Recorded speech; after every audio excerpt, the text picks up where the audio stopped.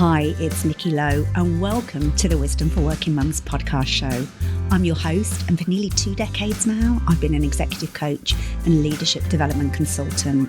And on this show, I share evidence-based insights from my coaching, leadership and psychological expertise, and inspiring interviews that help women like you to combine your work, life and motherhood in a more successful and sustainable way.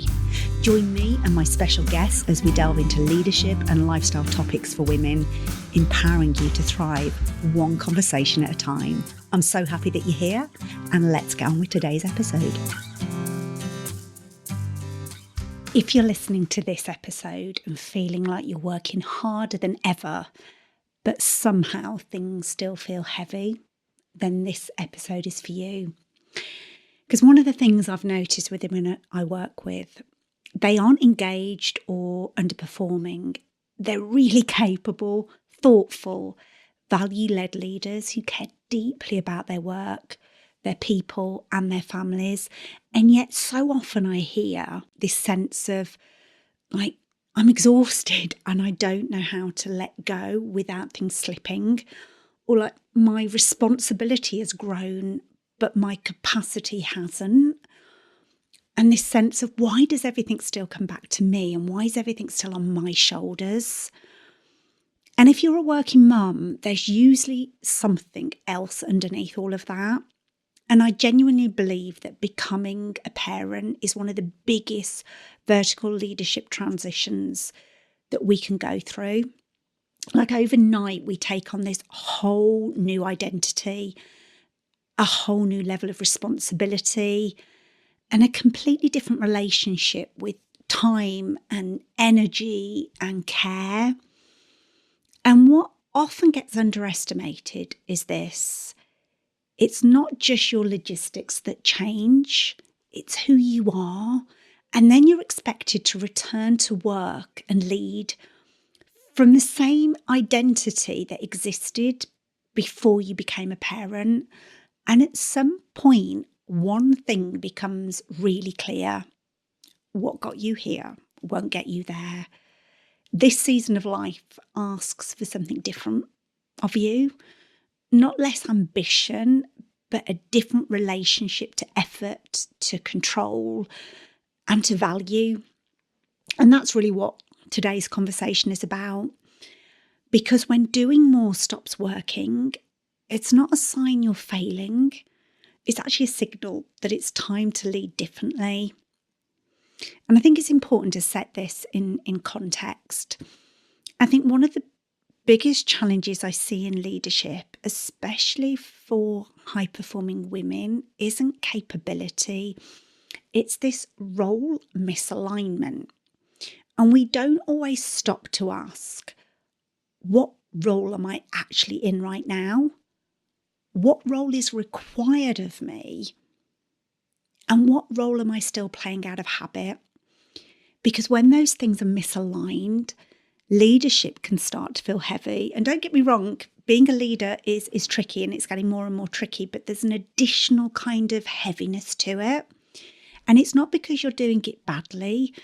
It's because you're using strategies that belong to a previous season and to an identity that no longer quite fits who you are now. And if you've listened to this podcast for a while, you've probably heard me talk about the fable of the mule and the magician. And in my coaching work, I often am working with leaders to step out of being the mule, like the workhorse who carries everything, pushes through, works all the hours, and equates their value with effort. And I'm working with them to step more into their magician, about where they're rewarded, not for how much time you give, but for the value you create, the value you unlock and transform through others. And we explored this in episode 103. So if you're interested or kind of didn't hear that fable before, go back to episode 103.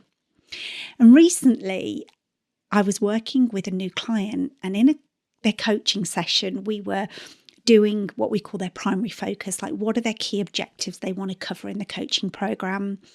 And during that conversation, what kind of emerged was this need for them to shift from the mule to the magician, to make that shift from doing it all to really stepping up, elevating their leadership and delivering through others. And as I shared the fable about the mule and the magician, my client shared with me a framework that she'd heard called the maker, the marker, and the multiplier. And as soon as she said it, I just kind of knew it. It made absolute sense to me. And it added a layer into this. And this concept of the maker, the marker, and the multiplier, she'd actually heard through a guy called Sandeep Swadia, who's also known as the MIT monk. And I could immediately see how useful that language is for really helping people understand, actually, where are they? And what I love about this model is that it's not hierarchical. Like, none of these roles are better than others. They're contextual. And most of us move through maybe all of three of these through our career and lives. The challenge comes when we stay in a role that no longer fits the responsibility we hold or the season of life that we're in. So I wanted to share with you kind of the difference between the maker, the marker, and the multiplier. So let's start with that, the first one, the maker. So the maker mode is where many of us begin in our career. As a maker, you do the work yourself. You're detailed focused and you're diligent. You value effort, quality, and reliability. And you take pride in doing things properly. And this is what we would know as like the individual contributor. Your individual contribution is what you're measured on. And so the maker energy really is, my value comes from what I personally deliver. And maker skills are not the problem. They're often exactly what gets you promoted. But the maker mode has a ceiling because your impact is really limited by your time and energy. And when your responsibility grows, but you're still operating as a maker, something eventually has to give. And often that something is you. And particularly when you add becoming a parent into the mix, because you don't have the same time and energy to dedicate to your work as you did before. And it probably was never sustainable, but particularly when you add in parenthood, it no longer becomes sustainable. And I know that was exactly the experience for me and why I experienced burnout. But for many women, maker mode isn't just how they work. It's who they've learned to be, like the capable one, the reliable one, the person who gets things done. And that's when it can be really difficult for people to transition to the next level, which is the marker level. And the marker mode is where leadership really begins and where it often feels most uncomfortable, because as a marker, you start to delegate, you're reviewing, you're editing, and you're giving feedback to others, and you're actually building on others' work, and you're learning what to delegate and where your input adds value. You're doing and delegating often at the same time. And so this is really the delivering through others transition. And so the marker energy says, my value comes from improving the work of others. And that's really a crucial development stage. And it's also where many leaders get stuck. Because while tasks have been handed over, often the mental load hasn't. You're still checking, you're still holding the risk, and you're still being that final sign-off. And the marker mode is often where identity tension really shows up. You're no longer the pure doer, but you don't yet fully trust the version of yourself who leads without being hands-on. So at this kind of transition point, people can get stuck in still hovering. You edit, you stay close, you probably micromanage. And it's not because you don't necessarily trust others. It's often because you're still learning to trust that new version of yourself. And so it's a massive transition. And if you stay there too long, it can turn you into the bottleneck, because that next transition is to the multiplier. And the multiplier leadership really is required when your responsibility expands. And your success depends on many people performing well. So as a multiplier, it's about recruiting well. It's about aligning people to purpose and priorities. It's about orchestrating rather than executing the tasks. And you build kind of capability and not dependency. So the multiplier energy really says my value comes from amplifying others. And that's really where the magician truly emerges. Like, you're no longer rewarded for effort, you're rewarded for impact. But multiplier leadership doesn't just require new skills, it requires a redefinition of value. So you have to loosen that identity that says, I'm valuable because I'm busy and responsive and involved, and step into the one that says, I'm valuable because I create clarity, direction, and capacity, even when I'm not involved in the detail. And I'm intrigued because I haven't seen any data or evidence that would necessarily back this up, but my anecdotal evidence from working with like thousands of clients over the years, both male and female, it's women that struggle with that identity shift the most. It's almost like we are taught this kind of self-sacrifice mode of being, that when it comes to leadership, unless we're sacrificing ourselves, working all the hours and getting stuck in the detail, it's almost like we don't deserve the leadership. And that's where the leadership pipeline can get blocked. So let me explain what I mean by that. A huge part of the work I'm hired to do by global organisations is helping leaders navigate the pipeline. So the pipeline is going from being like an individual contributor to being a manager, then navigating going from being a manager to managing other managers, or then becoming a functional leader or an enterprise leader. And there's almost like this pipeline that people progress through. And I help them do it with more ease and sustainability. But the pipeline can get blocked. And that's not because people aren't talented or aren't taught the skills of that next level.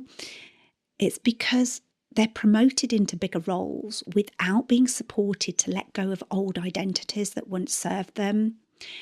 And research published by Harvard Business Review shows that leaders often struggle with promotion, exactly not because they lack the skill that I talked about, but because they don't adapt their mindset, identity, and way of working. They kind of add responsibility, but they don't subtract outdated ways of being. And it's really important to say this isn't just the practical elements, it's the psychological. There's a leadership researcher called Herminia Ibarra, and they talk about how transitions require us to experiment with new identities.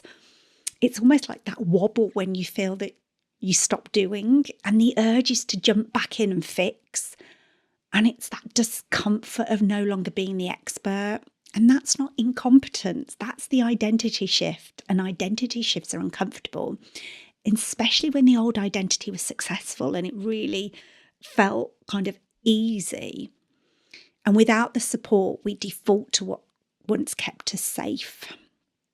And there's a wider impact on this. Like, research from Gallup shows that managers account for a significant proportion of team engagement. We kind of know that managers have a bigger impact on our mental health than most other people in our lives. And Amy Edmondson's work on psychological safety shows that teams grow when leaders enable thinking and ownership, not when everything flows back to one person. So when leaders stay stuck in the maker or marker mode, teams don't develop, capacity shrinks, and future leaders are quietly lost. And I often talk about the work of the multiplier, and it comes from the work of Liz Wiseman, who wrote the book Multiplier, and it's brilliant. And in her work, she talks about the concept of accidental diminishers, that most of us are trying to be multipliers, but unfortunately, we fall into these accidental diminishers, and we all have the tendency to be an accidental diminisher. It's just understanding our version of it. So I want you to know that leadership growth isn't about adding more to your plate. It's about being honest with what no longer belongs there. And when you get clear on whether you're acting as a maker, a marker, or a multiplier, you stop defaulting to effort and you start leading with intention. So if you take one thing from this, let it be this. Leadership isn't about doing more. It's about doing what this role and this season of your life actually requires. And sometimes the most powerful move you can make is to stop working harder, even if that feels tricky, and start working differently. And if you're listening to this thinking, I know that I need to make this shift, but I'm not quite sure how, that's exactly the work I do. I support leaders, often women who are mothers in complex high pressure roles, to navigate these transitions with more clarity, confidence and sustainability. So if you'd like to explore what support could look like for you, you can find me over at Luminate Group, so www.luminate-group.co.uk. Head over to the contact page and we can have a conversation about what would be most helpful for this season of your leadership and life. As always, thanks for listening, and until next time, take care. If you've enjoyed this episode of Wisdom for Working Mums, I'd love for you to share it on social media or with the amazing women in your life. I'd also love to connect with you, so head over to luminate-group.co.uk where you'll find ways to stay in touch. And if this episode resonated with you, one of the best ways to support the show is by subscribing and leaving a review on iTunes. Your review helps other women discover this resource, so together we can lift each other up as we rise. So thanks for listening. Until next time, take care.